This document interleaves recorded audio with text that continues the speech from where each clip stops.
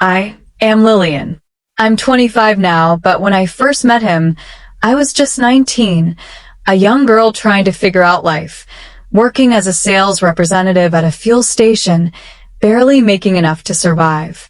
Sometimes I wonder how naive I was, how innocent, how ready I was to believe in the magic of love.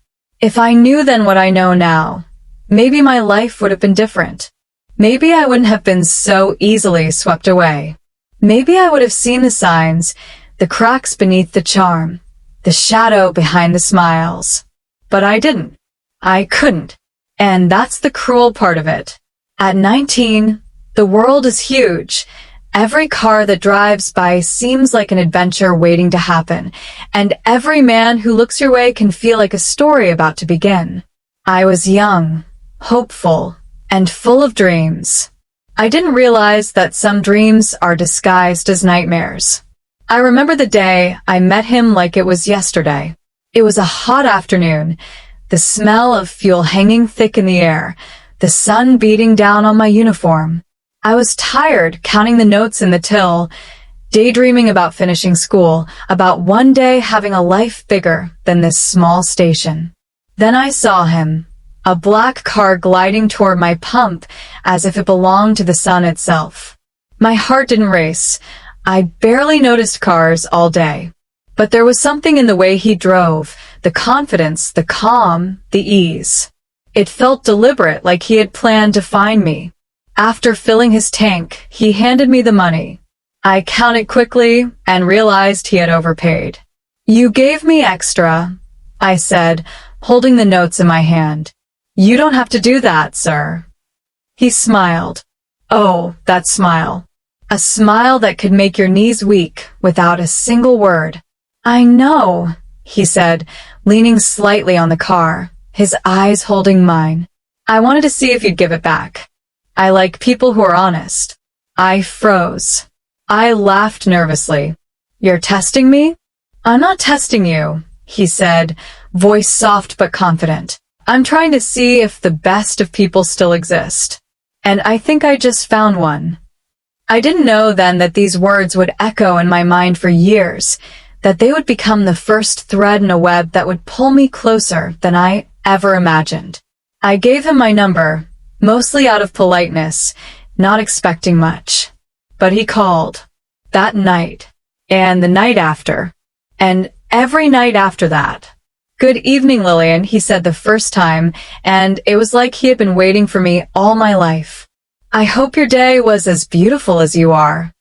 I blushed and laughed, unsure how to respond. Thank you, sir. My day, it was okay, I guess."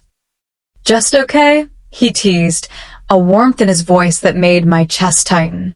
"Lillian, I can tell you deserve more than okay. You deserve the best." And that was how it began. The calls, the messages, the gifts. Flowers at work. Small notes tucked into my bag.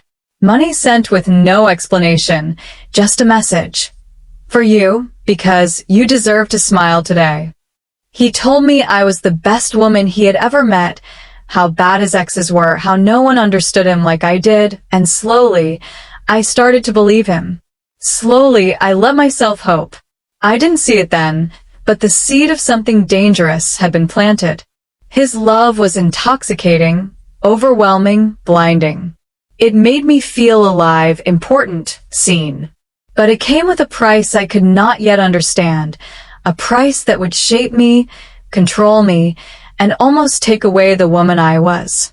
And so here I am telling my story, not just about the love, but about the manipulation, the subtle control, the love bombing that made me lose my own sense of reason. Not yet all the pain, not yet all the darkness, but enough to understand that sometimes what looks like love at 19 can be the beginning of a very long lesson in trust, heartbreak, and awakening. At 19, my life was simple, hard, and full of dreams I didn't know how to reach.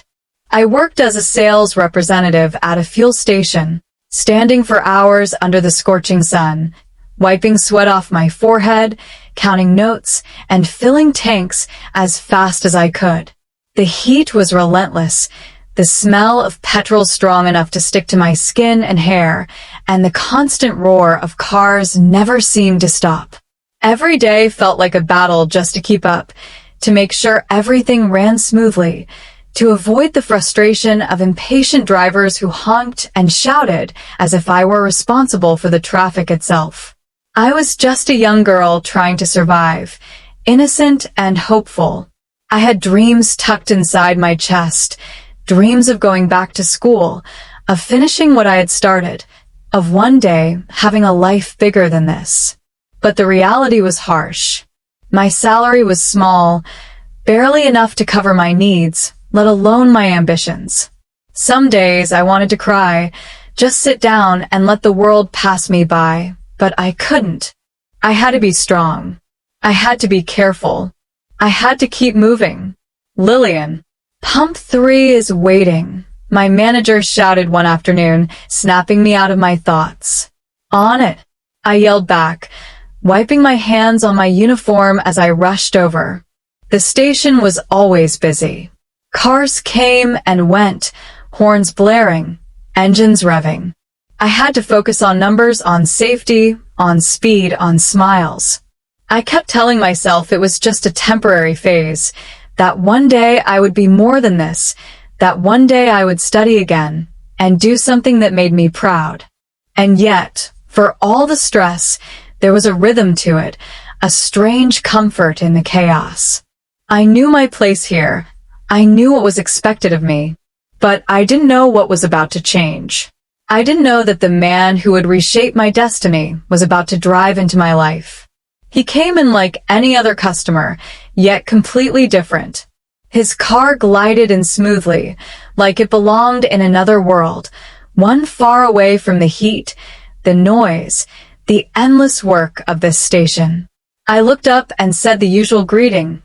Good afternoon, sir. Fuel today? Yes, he said, calm and steady, and something about the way he spoke made the world around me slow down for a moment. He didn't rush, didn't bark like the others. He just smiled slightly, a knowing smile, and for a second I thought, who is this man? I filled his tank, hands moving on autopilot, but my mind caught on to him, to the ease of his presence. He handed me the money, and that was when everything began to shift. I counted the notes and frowned. Sir, you gave me extra, I said, holding it out. You don't need to give me this much. He chuckled softly, leaning slightly on the car. I wanted to see if you'd return it. I like honest people, he said. And I think I've found one. I blinked, confused and intrigued. You what? I said I like honest people. There aren't many, he replied smoothly. And I like you. I laughed nervously, tucking the money away. I don't know what to say. You don't have to say anything, he said, his eyes locking with mine. Just know that I'll be calling. I didn't know it then, but that small interaction, that overpaid money and his strange charm, was the first thread of a story I would live, a story I would feel in my bones, a story that would change me forever. That very night, my phone rang. I jumped a little when I saw his number. My fingers shook as I answered. Hello, I said, trying to sound calm, though my heart was racing. Good evening, Lillian, he said, his voice smooth, warm, like he had been waiting for me all day. How was your day? It was okay, I replied, uncertain. My voice felt small, but there was something in the way he spoke that made me feel seen, like I mattered. Just okay, he teased softly. Lillian, your day should never be just okay. You deserve better than okay. You deserve happiness. And I want to make sure you get it.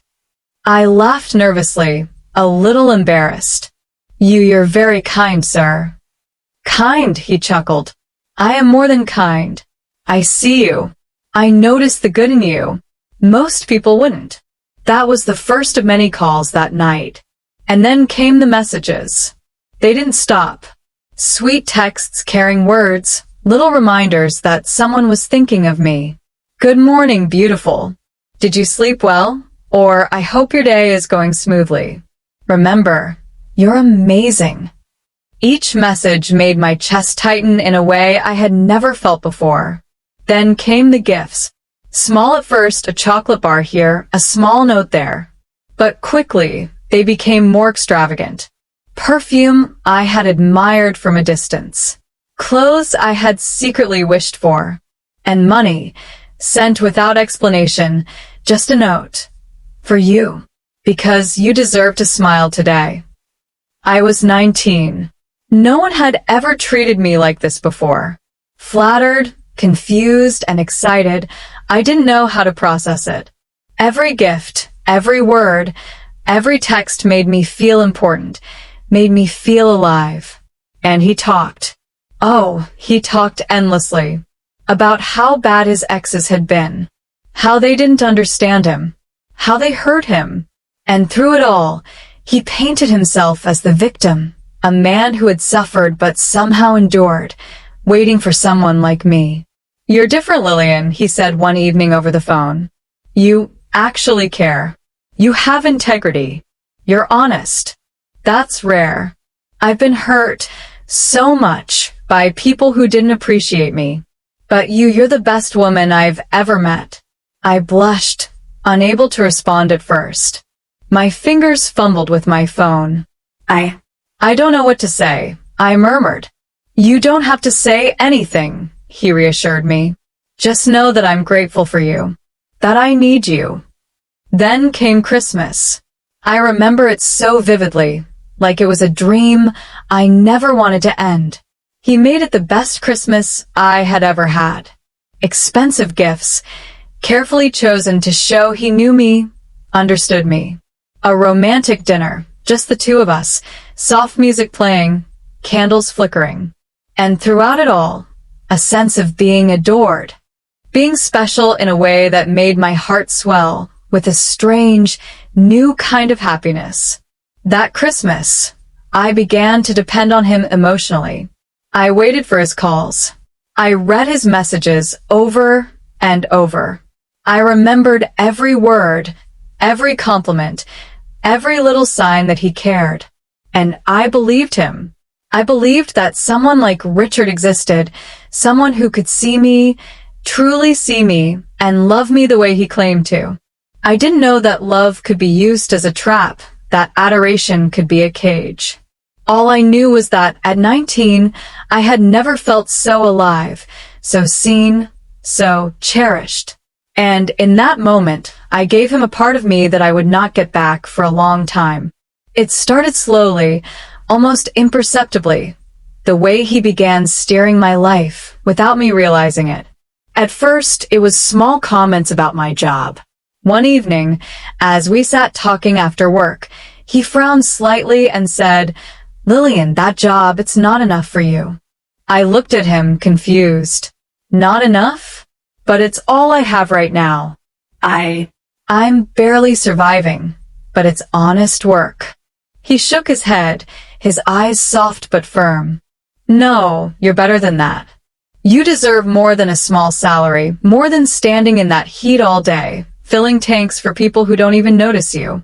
You're meant for bigger things. I hesitated. I want to go back to school someday, but I can't just leave my job. That's exactly why you need to leave it now, he said, leaning closer, his voice gentle but commanding. I want you to go to school. I want to give you the best education. I'll support you. You won't have to struggle like this anymore. I felt a warmth spread through me, a strange sense of relief. The thought of being free from the long hours, the exhaustion, the tiny pay, it was intoxicating. And because he offered to provide, I felt safe, secure.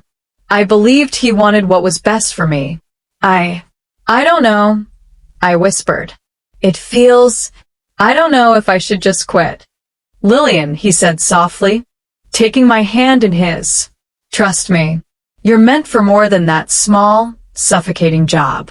Let me help you. Let me take care of you. You'll see, once you're free, you can focus on yourself, your dreams. Your life will be different. And just like that, I did. I quit. I handed in my resignation, heart pounding with a mix of fear and excitement. For a brief moment, I felt like I had won something, like I was stepping into a better life. But I didn't realize that by giving up my independence, I had also given him the first threads of control over me. Soon he began guiding my daily life. At first, it seemed harmless. "You should wake up early tomorrow," he'd say. "I'll help you plan your day so you can study properly. Don't waste time worrying about small things." I nodded obediently, grateful for his advice. He even suggested who I should talk to, who I should avoid. "Lillian, there's no need to chat with that guy at the station. It could cause problems. Just focus on yourself," he said one afternoon, his tone calm, yet firm. I obeyed. I stopped unnecessary conversations. I stopped being curious about the world outside his influence. His presence became my guide. Even when I felt a small twinge of discomfort, his voice had a way of making me rationalize everything. "He's just trying to protect me," I thought.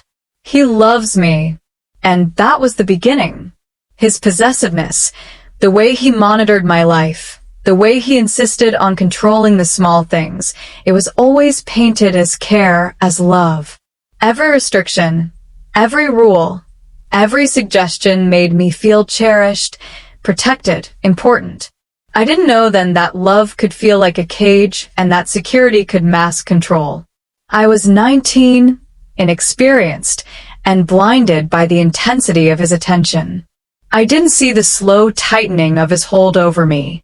I only saw a man who seemed to care more than anyone ever had, who promised a life beyond my small, tiring job, who made me feel like I mattered in ways no one else had.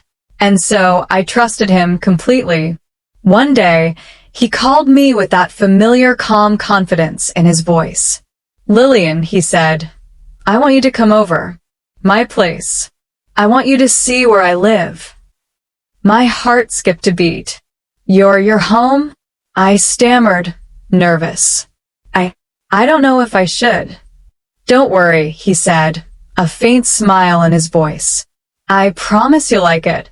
I just want to share it with you. Come for a little while. I'll make it special." I hesitated for only a moment before agreeing. My curiosity and the fluttering excitement in my chest were too strong to resist. The thought of seeing him outside the fuel station, in a place that belonged only to him, made my mind race. My hands shook slightly as I got ready, trying to imagine what his house would look like. When I arrived, I couldn't help staring. His home was beautiful, immaculately clean, perfectly arranged. The furniture gleamed, the walls were warm with color, and every little detail seemed carefully chosen to impress. I remember thinking, how does someone live like this? How is his life so complete? He greeted me at the door with that same calm smile. "Welcome, Lillian," he said, taking my hand. "I'm glad you're here." He led me inside, showing me every room as if he were giving me a tour of a museum. "This is my living room," he said, gesturing to the plush furniture. "And over here is the dining area. I wanted it to feel comfortable for both of us." I smiled nervously, my hands clasped in front of me. It's beautiful," I whispered. He chuckled, as if he had expected that. "I wanted you to like it. You deserve beauty in your life, Lillian. Not the struggle and chaos you face every day. I want you to feel safe, comfortable, happy." And then, as if on cue, he presented gifts, another perfume I had admired, a scarf, even a small notebook with my name engraved. "For you," he said softly, "just because I thought of you." I felt my chest swell, my cheeks flush. You didn't have to," I murmured. "I wanted to," he said, smiling. "You deserve to be treated well. Don't you think?" And then the subtle lines between care and control started to blur. He leaned in slightly, lowering his voice in that soft, convincing way. "Lillian, when you're with me, I like seeing you dress nicely. It makes me happy. But you don't always need to wear those fancy things for anyone else. Only when you're with me, understand? I nodded, not fully understanding at first, but feeling a strange pride. He wants me to look good for him, I thought. That's sweet, isn't it? Over the next hour, we talked. He asked about my classmates, my friends, the people I saw at work. And every time I mentioned a man, any man, his smile would falter, his eyes darken slightly. Are they close to you? He would ask, and I would feel a twinge of guilt I didn't understand. I just were classmates, I'd answer nervously. Be careful, Lillian, he said softly, leaning closer. I just want to make sure nothing or no one distracts you from what matters. You and us. And then, casually, he said something that would echo in my mind for years. You know, Lillian, I am super smart. You are lucky to have me. I laughed nervously at first. Smart, yes, I guess. He smiled, that confident, calm smile. I'm serious. I've seen many women, many men, but you're with the right man. Don't forget that. You should feel lucky. I felt a strange mix of pride and dependence. His words, so casual, so assured, made me start measuring my worth through his eyes. I found myself thinking, if he says I'm lucky, maybe I am. If he says he's smart, maybe I need him to guide me. That day, I left his house feeling a dizzy mix of excitement, admiration, and a subtle unease I couldn't name.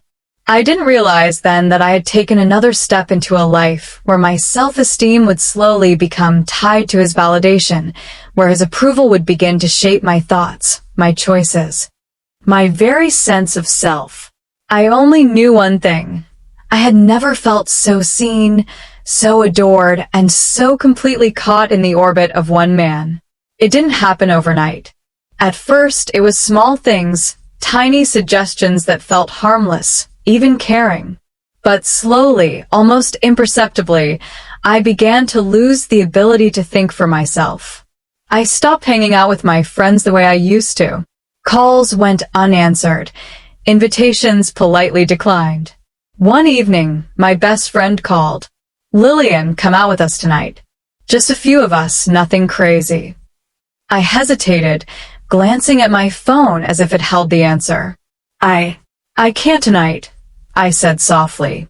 Why not? She asked, a hint of disappointment to her voice.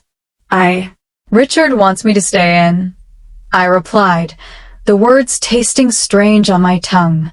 He doesn't like me going out so much. There was silence on the other end. You're letting him decide who you hang out with? She finally asked. I guess, I whispered, feeling a twinge of guilt. I'm not being controlled, am I? He just cares, I told myself. I also stopped making decisions without consulting him. Even the smallest choices, what to wear, what to eat, how to spend my day, I found myself asking, what would he want me to do? Would he approve? One afternoon, I held up a dress, unsure if I should wear it to a family gathering. Lillian, he said, leaning back with that calm, confident look. You could wear it, but is it really appropriate? Do you want people to notice you like that, or do you want to stay grounded? I nodded quickly. You're right. I'll choose something else. I placed him on a pedestal without realizing it. Everything about him seemed perfect. Everything he said weighed heavily in my mind. His opinion felt like the final word, his validation like a currency I needed to survive emotionally.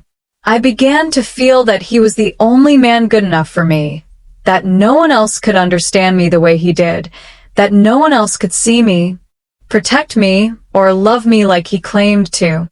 And yet, there was conflict inside me.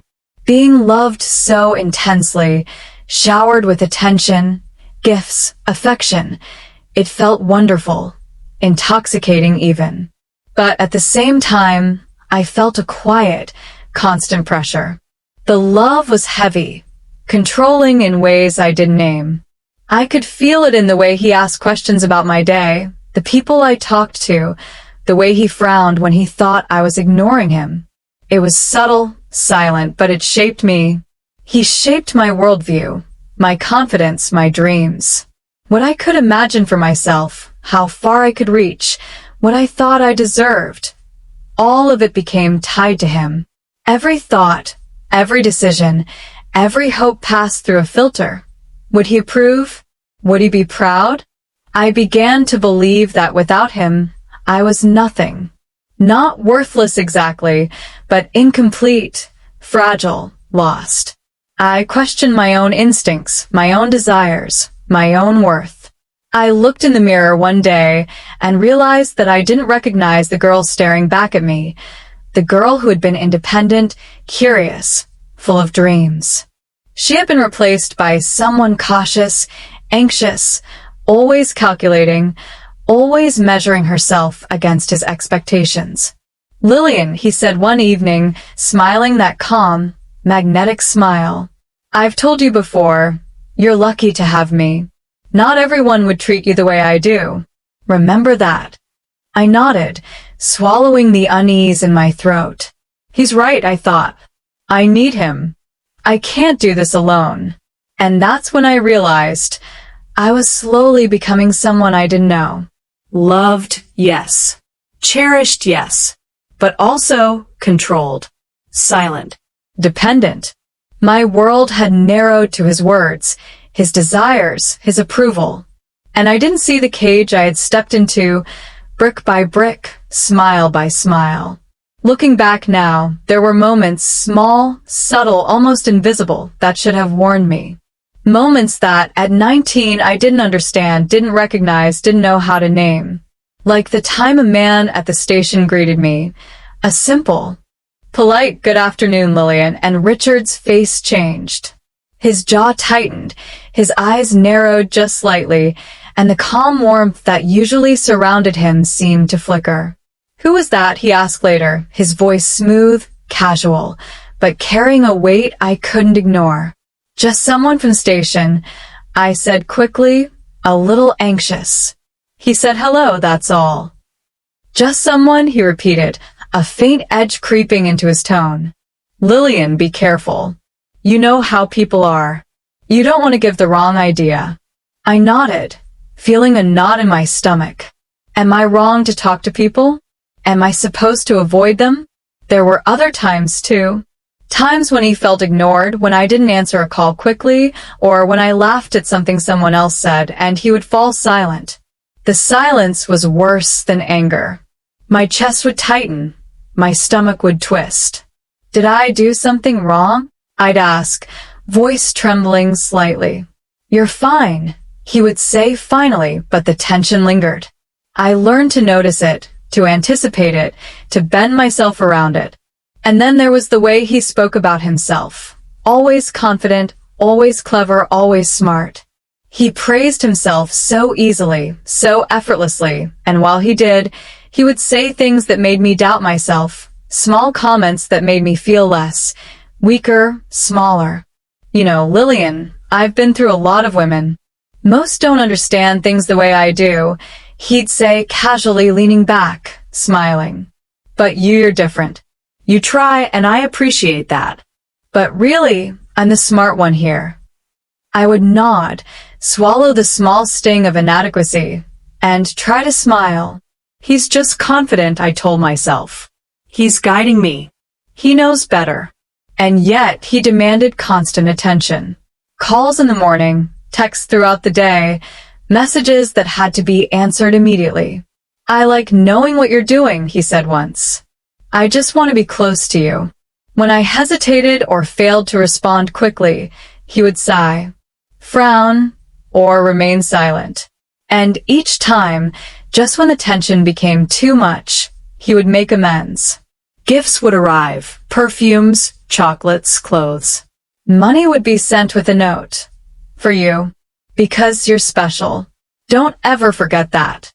Sweet, careful words would follow. "I didn't mean to upset you. I just care so much." And I fell for it every single time. I didn't understand then that this was the cycle of love bombing.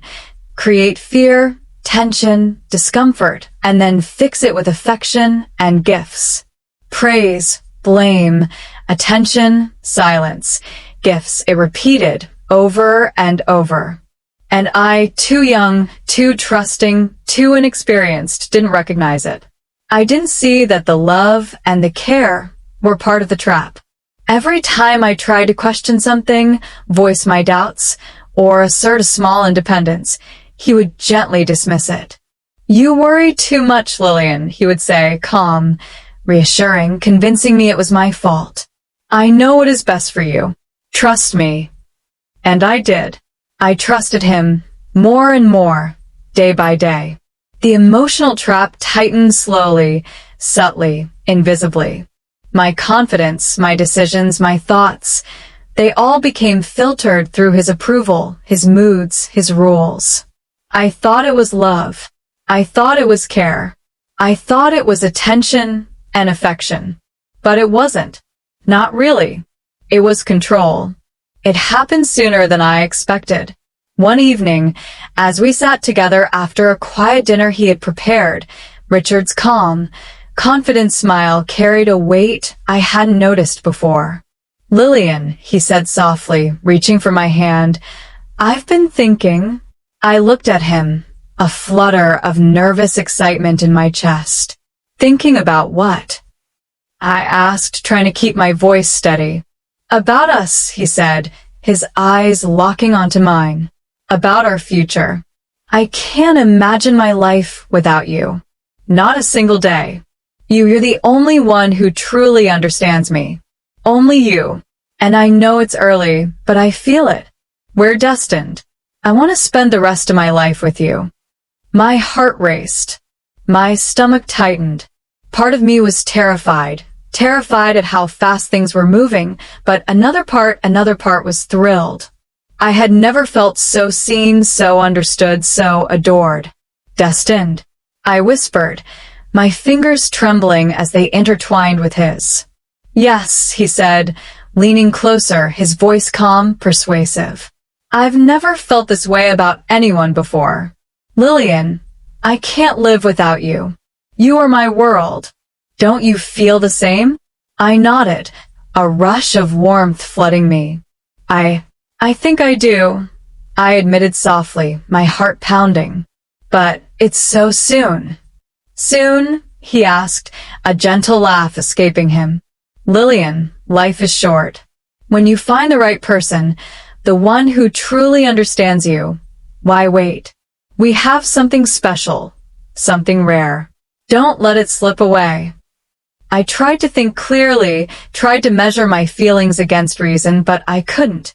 The way he spoke, the way he looked at me, the intensity of his attention, it all consumed me. I wanted to believe him. I wanted to trust him.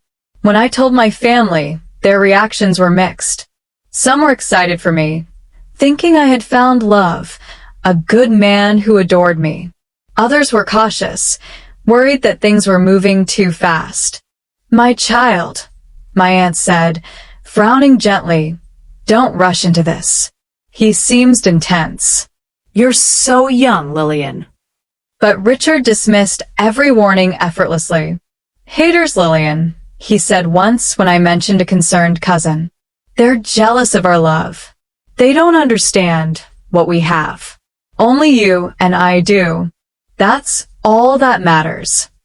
And just like that, I began to believe it. I began to see his perspective, to see myself through his eyes. We are destined. We are perfect for each other. Everyone else is wrong. The proposal itself was overwhelming, romantic, intense. I remember standing in his living room, lights dimmed, soft music playing, a bouquet of flowers in his hand, and him on one knee. "Lillian, will you marry me? Will you be mine forever?" Tears filled my eyes, a mix of fear and excitement swirling together. I felt my heart ache with longing and uncertainty all at once. "Yes," I whispered finally, barely able to breathe. "Yes, I will." And just like that, I was fully consumed by his love bombing. Every promise, Every declaration, every lavish gift, every word of praise, it all wrapped around me like a warm, suffocating blanket. I didn't see the cracks. I didn't question the intensity. I only felt loved, needed, wanted, and I said yes. I was 19, in love, and completely blinded by the man who had captured my heart with charm, gifts, attention, and subtle control. I thought I had found the love of my life. I didn't realize that, in reality, I had stepped fully into a life where my heart and my will would slowly belong to him alone. Looking back now, I can see clearly how the marriage changed me. Not in small ways, not in the ways people imagine when they think of love or commitment, but deep, bone-deep changes that I didn't notice at the time. I gave myself completely, willingly, to a man who seemed to adore me, who promised me the world, and who made me believe that I was lucky to have him. And in return, I slowly lost myself. The price I paid for ignoring the red flags, for dismissing my own unease, for believing that love meant being consumed, was higher than I ever imagined. I stopped trusting my own instincts. I stopped thinking independently.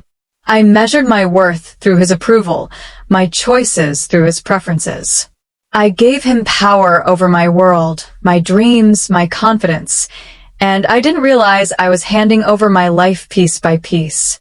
There were moments when I caught a glimpse of who I used to be, the girl at the fuel station, ambitious, hopeful, curious. But they were fleeting, like shadows in the corners of my mind. And every time I thought I might resist, he would pull me back in with a gift, a compliment, a sweet word, or a quiet reminder that he knew what was best for me. That was the genius of his manipulation. It was invisible at first, wrapped in charm, love, and attention. And then, slowly, it became undeniable. I was trapped not by force, but by devotion, by trust, by the very love I had once thought was mine to give freely. It left scars. Not the kind people can see, not the kind you can bandage. The damage was psychological, emotional, deep. It shaped how I viewed myself, my worth, and my place in the world. I began to believe that without him, I was nothing. That I needed him to validate me, to guide me, to tell me I was enough. And that belief, that dependency, would take years to unravel. I remember sitting alone one night, staring at the ceiling, thinking, how did I get here? How did I let it happen? And the answer was simple, terrifying. I was young. I was flattered. I was overwhelmed. I was in love, and I didn't know then that love could be used as a weapon. That was how I met and married a narcissist, the man who built me up only to break me down. And if you think the beginning was intense, wait until you hear what happened inside the marriage.